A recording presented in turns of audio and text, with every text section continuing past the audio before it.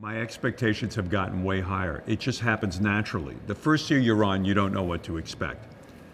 Now by the third year for me, the bar is set so much higher from last year. And not just because Kenichi won, but there were other people who were so magnificent, who didn't even make it into the finals. So when I sat down, I'm picking up from that point. There are dancers this season that I have not put through yet because they don't match up. I know they're not good enough. Once you're here for a couple of seasons, you know when we're wasting our time with someone.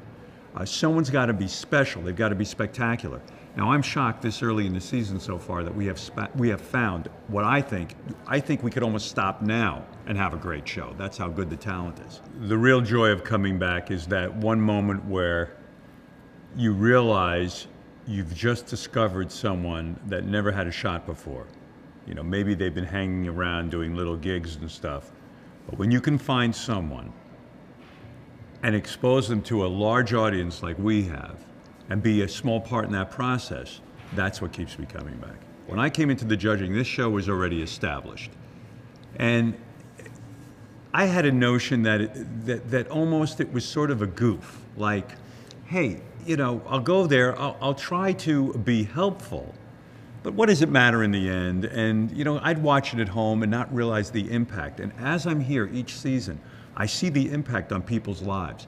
You see comedians who are almost out of the business. You see people who are going to give up on their dream. Magicians, singers, everything. And as each year went by, I got more and more vested in the judging process to the point now that I know when I'm sitting there judging, I can actually help somebody. I could actually make a difference in this person's career. And this show really does matter. So yeah, my judging has definitely changed over the years. There are some people who walk out and are so good looking and so commanding, and they win the crowd over with their looks, men and women. We had two sisters come out. One of the sisters was magnificent looking. And I went, wow, these two look like stars.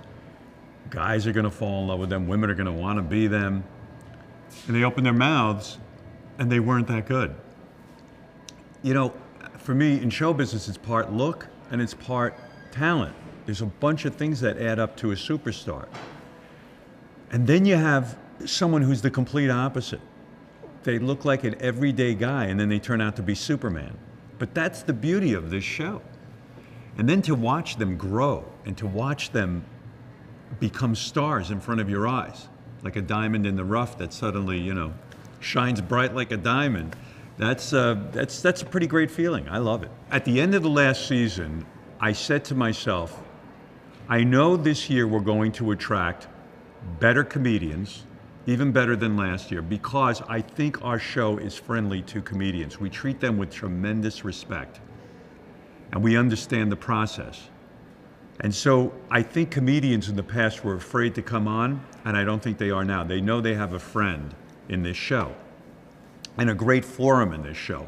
It's a great place for them to get discovered and to put their career in high gear. Everybody has their area of expertise. So yeah, I think that this judging panel is very strong. We're friendly and that we want to see people succeed. We're not here to shut them down. We're not here to goof on them. We're here to boost them up and be helpful. I mean, on a personal level, being on the #1 summer show is really kind of funny because I'll go out to dinner with my wife and we're sitting there and my radio show has never been a show for kids. And now all of a sudden, kids don't know me from the radio show. My radio show is completely insane. I've been fined by the Federal Communications Commission more than any person on the planet. And it caused a lot of problems in my career. But now when I go in, parents are like throwing their kids on my lap like I'm Santa Claus. And they're like, take a picture with Howard. And they don't know that I'm Fart Man from MTV. They think that I'm this great guy from AGT. You know, I'm America's judge. And it's funny to me. And actually, it's great because people, I think, find me more approachable now that I'm on America's Got Talent. I think there was a fear in greeting me or coming up to me. People were more like, whoa, you know, they didn't know what to make of me. And I think they know me a little better now.